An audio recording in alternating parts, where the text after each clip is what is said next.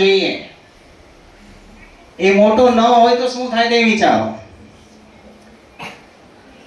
આપણને એકચ્યુઅલી ખાલી rules regulation તોડવામાં જ મજા આવે, લાઈટ ને તોડવામાં જ મજા આવે એ બરાબર નથી. રૂલ્સ કન્ડિશન જ્યારે આપણને આપવામાં આવેલી ત્યારે એનાથી ઊંધો વિચારતા પણ શીખો. કે દાખલા તરીકે એમણે કહ્યું કે મોટામાં મોટો નંબર લો, તો આપણે વિચાર કે નહીં હું નાનામાં નાનો નંબર લઉં તો શું થાય, ક્યાં પ્રોબ્લેમ આવે છે. તો હું 2 6 5 લખો નિયમો પ્રમાણે.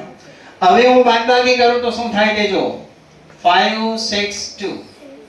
શું થવાનો જવાબમાં, ક્યાં પ્રોબ્લેમ આવવાનો, માઇનસમાં જવાબ આવશે. શું આવશે? એનો અર્થ એવો થાય કે પેલી મેં જે શરત મૂકેલી હતી તે શા માટે મૂકેલી હતી કે જવાબ માઇનસમાં આવવો જોઈએ નહીં. નેક્સ્ટ.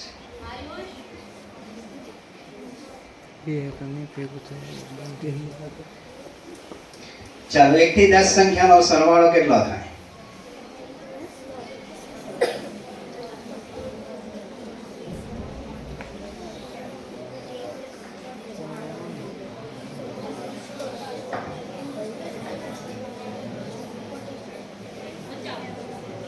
Yes? 55. 1 થી 10 સંખ્યાનો સરવાળો 55 આવ્યો.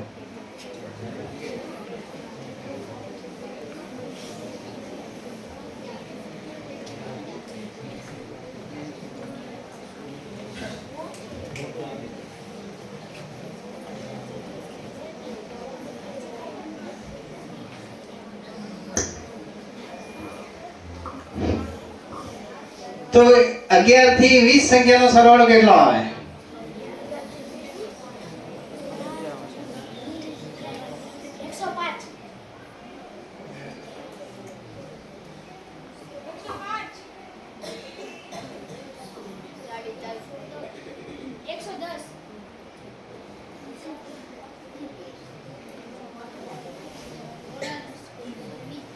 આટલી વાર પણ ન લાગવી જોઈએ.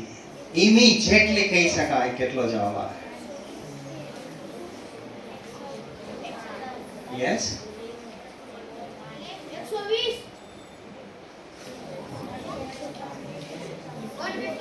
155. Very good.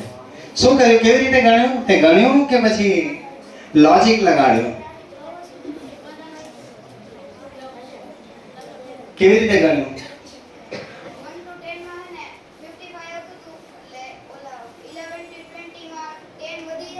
Yes, very good. આ લોજિક.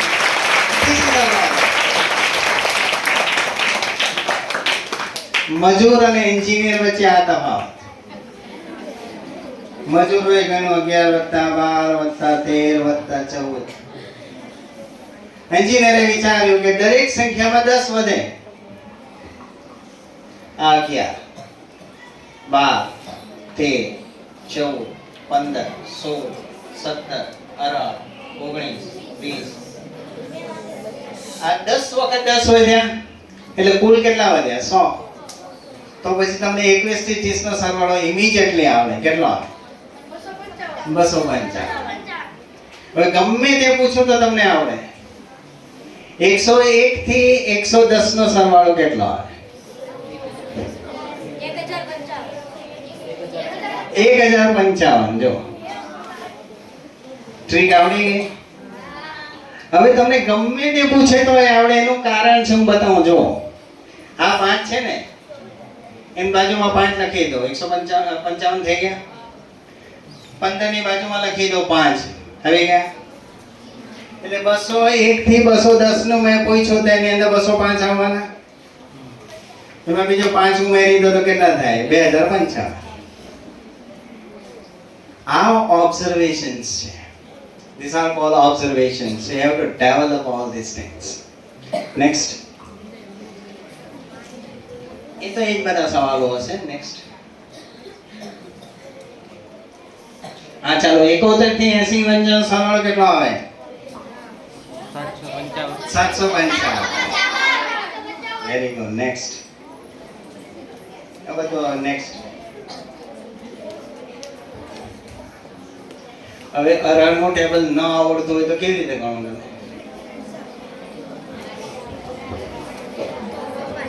1 થી 10 ના ટેબલ તો લગભગ બધાને જ આવડે. તો હરાળનો ટેબલ નહીં આવડતો હોય તો તમને વિભાજનનો નિયમ શીખવાડવામાં આવ્યો હશે. આવો હરાળ છે એને આમ લખી દઉં 10 + 8 ગુણ્યા 8 80 + 64 104. એટલે એ વિભાજનનો નિયમ તમને આમને આમ નથી શીખવાડે કે પરીક્ષામાં પૂછાય ત્યારે હરાળનો ટેબલ જ ગોખવા માંડવાની જરૂર નથી. વગર હરાળના ટેબલે પણ ગણતરી કરી શકાય જો વિભાજનનો નિયમ તમને ખબર હોય. નેક્સ્ટ 49 ગુણ્યા 88 કેટલા આવે? કોઈ પણ જાતની ગણતરી વગર કહી દો જો.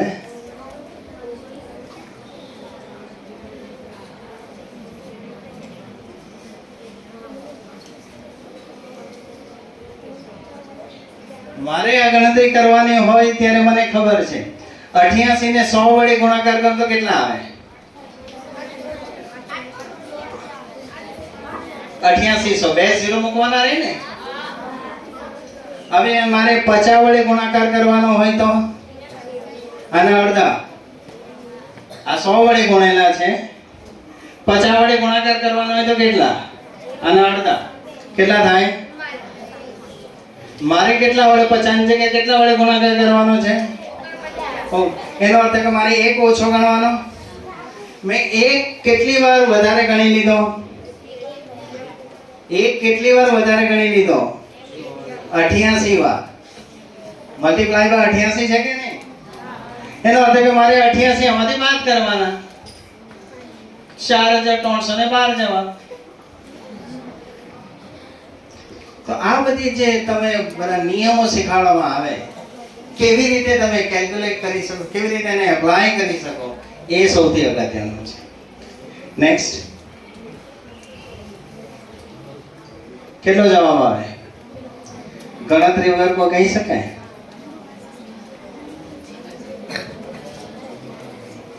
હવે જુઓ આનો જવાબ કરે તમે તરત આપી શકશો મને.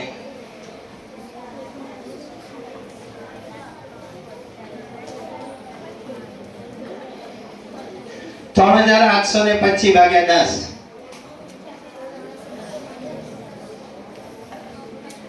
દશાંશ પદ્ધતિ શીખ્યા છો કે નહીં? આવી છે ને દશાંશ પદ્ધતિ પાંચમામાં? હા, 5 થી 10 ના વિદ્યાર્થીને તો આવડવું જોઈએ તરત જ.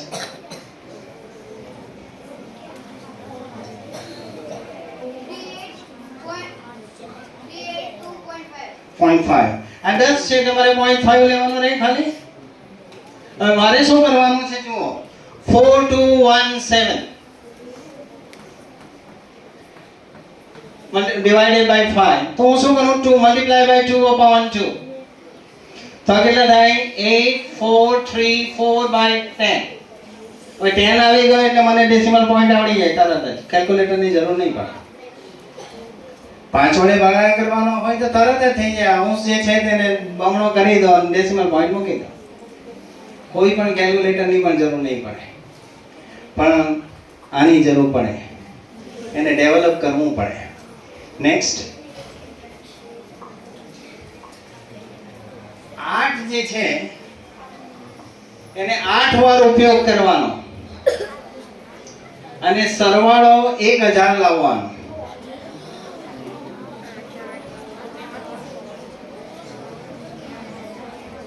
8 ને 8 વાર ઉપયોગ કરવાનો અને સરવાળો 1000 લાવવાનો છે.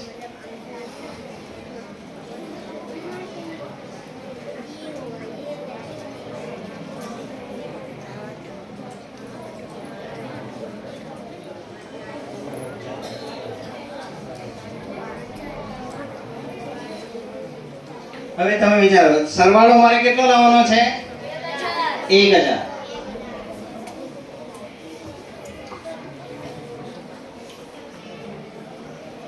બરાબર છે. 2 વાર 8 લઉં તો મને કેટલા મળે? 16. 3 24, 4 32 એટલે 5.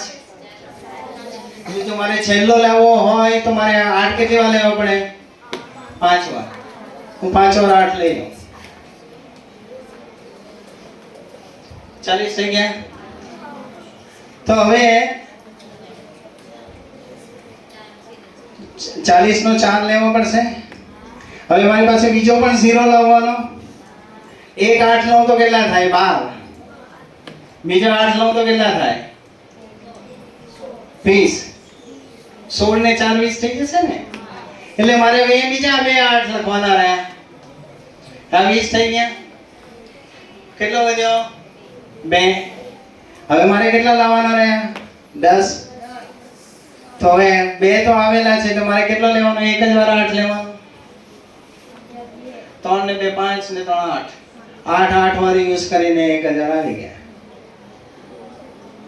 તમારે શું લાવવાનું છે અગત્યનું છે, એના પર વિચાર કરવો પડે. નવસારી જવું હોય ને ભરૂચવાળી ટ્રેનમાં બેસો તો ના ચાલે. You have to think every time. Next. આ 3 દિવાસળી આપેલી છે તમને, બરાબર? હવે બીજી 2 દિવાસળી પણ આપવામાં આવે છે. 3 દિવાસળી આપેલી હતી, બીજી 2 દિવાસળી આપી તમને. આમાંથી 8 બનાવો.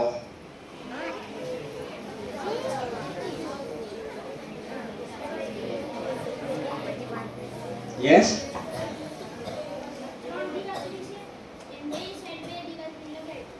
તો 5 થાય. 8 કેવી થાય? 1 2 3 5 થઈ. મારે તો 8 જોઈએ.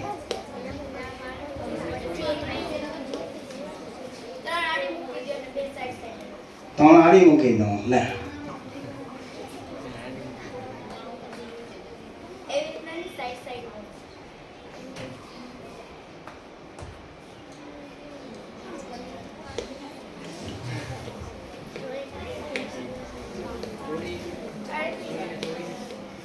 ના તોડવાની ને.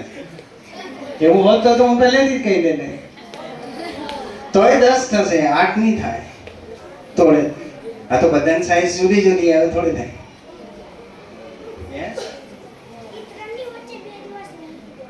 હે? 3 ની વચ્ચે.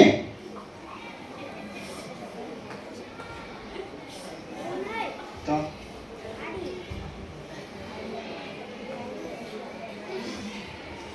10 8 કાટ થઈ. 3 ની ઉપર 2 આડી. ઉપર મૂકો કે નીચે મૂકો, વચ્ચે સરખું જ ને.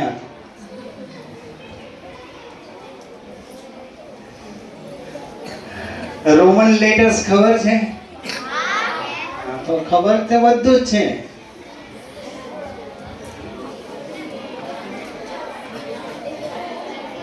થઈ ગયા?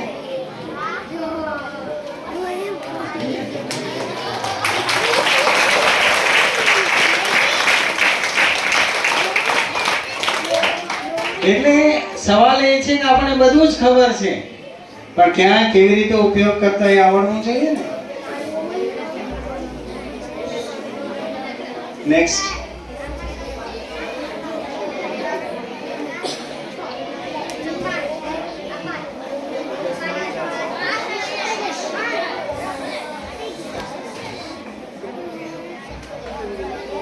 હવે સવાલ એ છે કે ગણિત તૈયાર કેવી રીતે કરવું જોઈએ. આ બધી વસ્તુઓમાં તમે કેવી રીતે ઓબ્ઝર્વ કરો અને કેવી રીતે શીખો છો એની વાત કરી. હવે ગણિત તૈયાર કેવી રીતે કરવું જોઈએ એની વાત કરી. નેક્સ્ટ. ગણિત શીખવું એટલે સાયકલ શીખવા જેવું છે. તમે જ્યારે સાયકલ શીખો છો તે પડ્યા વગર કોઈ સાયકલ શીખ્યો છે? પડ્યા પછી તમે સાયકલ શીખવાનું બંધ કરી દો છો? તો પછી દાખલાનો જવાબ ના આવ્યા પછી દાખલો ગણવાનો બંધ કેમ કરી દો છો?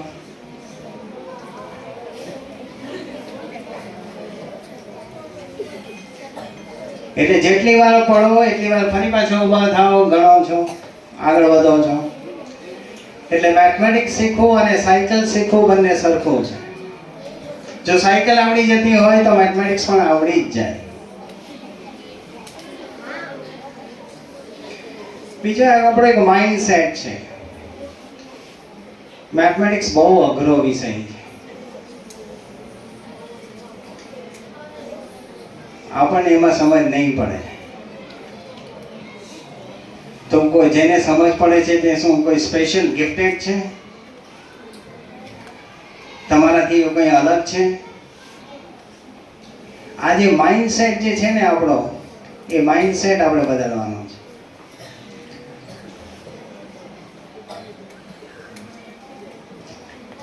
આપણો એક પ્રોગ્રામિંગ જ ખોટું થયેલું છે. બહુ અઘરું છે આ સવાલ, બહુ અઘરો છે.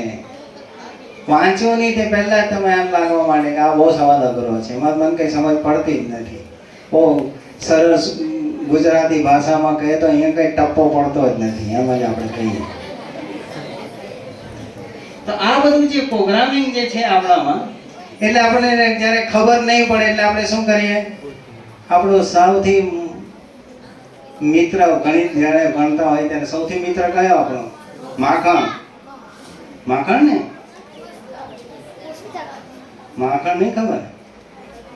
માખણનું બીજું ગુજરાતી નવનીત થાય. એટલે નવનીત ની અંદર આપણે એનું સોલ્યુશન જોઈ લઈએ અને ગોખી કાઢીએ. અને જ્યાં તમે ગોખવાની શરૂઆત કરી ત્યાં મેથમેટિક્સ નો end. Once you started cramming, that's the end of learning mathematics. જ્યાં સુધી તમે ગોખવાનું બંધ નહીં કરો અને ગણિતને સમજવાનો પ્રયત્ન નહીં કરો ત્યાં સુધી ગણિત આવડે જ નહીં. નેક્સ્ટ. એ બહુ ખરાબ પ્રેક્ટિસ છે, કદાપી ગોખશો નહીં. એટલે તમારે જ્યારે ભણો છો ગણિત ત્યારે જે ચેપ્ટર શરૂ થાય એના પહેલા 4 પાના છોડી દેવાના એ નોટના. પછી 5મા પાનાથી તમારે સાહેબ જે ભણાવે તે ભણવાનું. પહેલા 2 પાનાની અંદર એ ચેપ્ટરમાં જેટલા બી ફોર્મ્યુલા આવે છે એ ફોર્મ્યુલા લખવાની.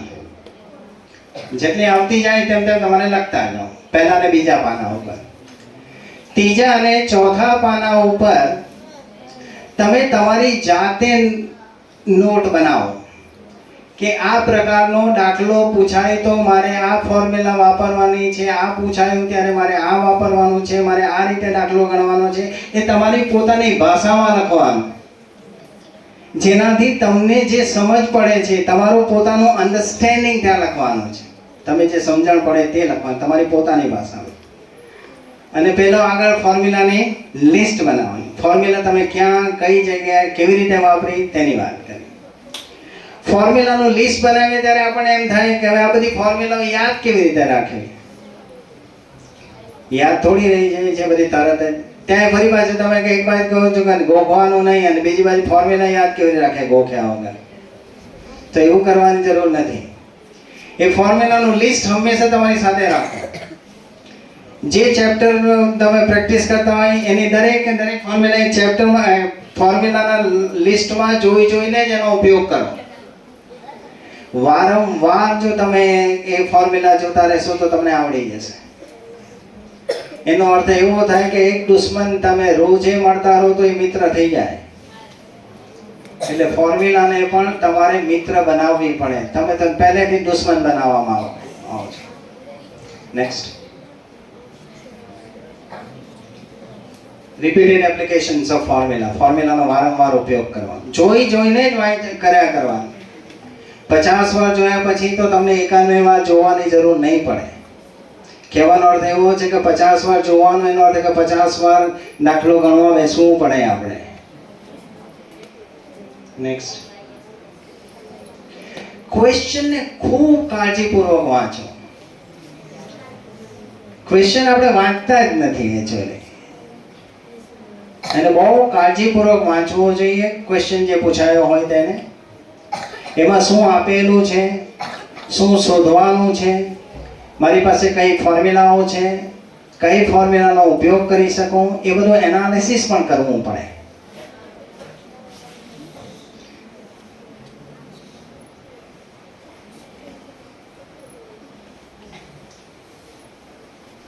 એટલે આલ્બર્ટ આઇન્સ્ટાઈન જે છે દુનિયાના આજ સુધીમાં સૌથી બુદ્ધિશાળી, જેનો આઈક્યુ સૌથી વધારે હતો, જો કે હવે એવું કહેવાય છે કે આઇન્સ્ટાઈન કરતાં પણ રામાનુજનનો આઈક્યુ વધારે હતો. તો એણે એવું કહ્યું કે હું બુદ્ધિશાળી, I am not intelligent, I stay long with the problems then the other people. બીજા લોકો જેટલો પ્રોબ્લેમ સાથે સમય પસાર કરે છે એના કરતાં હું વધારે પસાર કરું છું. મેં તમને કહ્યું ને, વારંવાર એની સાથે એ પ્રોબ્લેમની અંદર તમે ડૂબેલા રહો, ઇન્વોલ્વ રહો, મેક્સિમમ સમય એને પાછા આપો, તો આજે નહીં તો કાલે એનું સોલ્યુશન મળશે જ. અને મેથમેટિક્સ એક એવો સબ્જેક્ટ છે કે જિંદગીનો પાઠ એ શીખવાડે. મેથમેટિક્સમાં એવો કોઈ પ્રોબ્લેમ છે જેને સોલ્યુશન ન હોય? હોય જ. Every problem has a solution. તેવી જ રીતે એ જ વસ્તુ જો મેથમેટિક્સ આપણને શીખવાડતી હોય તો લાઈફની અંદર કોઈ પણ પ્રોબ્લેમ હોય, it has a solution. Mathematics teaches in our life that every problem has a solution. Next. તમે ભૂલ કરો અને એમાંથી શું? દાખલો ગણો, જુઓ, સોલ્યુશનમાં જુઓ તમારી ભૂલ ક્યાં થઈ છે. ફરી પાછો ગણો, ફરી પાછો જુઓ. વારંવાર તમે આવી રીતે રિપીટેશન કરશો તો તમારો પ્રોબ્લેમ સોલ્વ થઈ જશે. નેક્સ્ટ. તૈયારી કેવી રીતે કરવી જોઈએ એના આ 4 પગલાં છે. તે આર ધ 4 સ્ટેપ્સ. આપણે તો શું કરીએ, અહીંથી ઘરે જઈએ, બેગ લીધેલી, બેગ મૂકી દીધી, મમ્મીએ ખાવાનું બનાવેલું તો ખાઈ લીધું, જે આપે તે કરી લીધું, મોબાઈલ લઈને બેસી જઈએ. વોટ્સએપ મેસેજ કેટલા આવ્યા, ઇન્સ્ટાગ્રામ જોવાનું, વોટ્સએપ જોવાનું, યુટ્યુબ જોવાનું. ખોટું નથી, જોવું જોઈએ, પણ દરેક વસ્તુની એક મર્યાદા હોય. તો આજે જેટલું ચાલ્યું એટલું બધું જ તમારે ફરી પાછું રિવિઝન કરવું જોઈએ ઘરે. હું જ્યાર સુધી ભણ્યો છું ત્યાં સુધી સ્કૂલમાં કે કોલેજોની અંદર તમારા જેમ 5 નોટ 8 નોટ નહીં લઈ જતો. રોજે એક જ નોટ લઈ જાઓ, રફ નોટ. બધા સબ્જેક્ટ એમાં જ લખું અને ઘરે આવીને બધા સબ્જેક્ટને ફરી પાછું એને સબ્જેક્ટ વાઇઝ નોટમાં લખું. ફરી પાછું લખું એનો અર્થ કે મારું રિવિઝન થઈ ગયું આખા દિવસ. 2 ફાયદા. એક જ બુક લઈને જવાનું, જાણે કોલેજિયન હોઈએ આપણે, બરાબર. એ ફીલ બી આવે ને, એક જ નોટ લઈને જવાનું કોલેજમાં, સ્કૂલમાં. આ તો મોટું ડસ્ટર લેવાનું, કમરે વાંકી વળી જાય એટલું વજન હોય, રિક્ષાવાળાનો હૂક બી વાંકો વળી જાય, એટલા બધા બુક્સ હોય. તો એ ડેલી રિવિઝનનું મહત્વ છે સૌથી અગત્યનું. નેક્સ્ટ, સમય વ્યવસ્થાપન, ટાઈમ મેનેજમેન્ટ તમારામાં હોવું જોઈએ. હા, ઘરે જઈને જુઓ અડધો કલાક, પણ 29મી મિનિટ થાય એટલે મોબાઈલ પાછો ટેબલ ઉપર મુકાઈ જવો જોઈએ. 30મી મિનિટ સુધી રાહ ન જોવાય. આપણે તો આ ઓવર પૂરી થાય ત્યાં સુધી તો મને ટીવી જોઈ લેવા દો, પછી ઓવરનો છેલ્લો બોલ કેમ બાકી ન હોય, નહીં જોવાનું. You have to be very strict to the timing. Time જેણે બગાડ્યો એને જિંદગી બગડી જ જશે. જેણે ટાઈમ સાચવી લીધો એનું બધું સચવાઈ જશે. જેને ટાઈમની કિંમત નથી, ટાઈમને એની પણ કિંમત નથી, એ વ્યક્તિની પણ કિંમત નથી. નેક્સ્ટ. તમે એવું કરો છો કે 10મા ધોરણવાળા, 11, 12મા ધોરણમાં કે 8મા 9મા પરીક્ષા હોય ત્યારે આજે મેથ્સ પૂરું કરી દેવાનું, કાલે સાયન્સ પૂરું કરી દઈશું, પરમ દિવસે સોશિયલ સ્ટડી પૂરું કરી દઈશું. રોજનું એક સબ્જેક્ટ પૂરો કરો અને 5મી દાડે ફરી પાછું મેથ્સનું આવે ટર્ન, ત્યાર પછી બધું ભૂલી ગયેલા હોય તમે. એવી રીતે રીડિંગ નહીં થાય. You have to divide. રોજ 5 કલાક મારે વાંચવાનું છે તો 1 કલાક આ વાંચીશ, 1 કલાક આ વાંચીશ, 1 કલાક આ વાંચીશ. It depends. એ બધી રીતનું તમારે મેનેજમેન્ટ ગોઠવવું પડે. અને સેલ્ફ મોટિવેશન, હું આ કરી શકું છું. 5 વાર બોલો અને 10 વાર નોટમાં લખો, I can do this. I born to do this. આ કરવા માટે જ મારો જન્મ થયો છે. દરેક વ્યક્તિનો જન્મ કોઈને કોઈ પર્પસ માટે થયો છે. ગાય ભેંસો બી સવાર સાંજ ખાઈ લે ને સાંજે સૂઈ જાય, આપણે એ જ કરીએ, તો એનો મને આપણામાં તફાવત શું? Okay, thank you very much.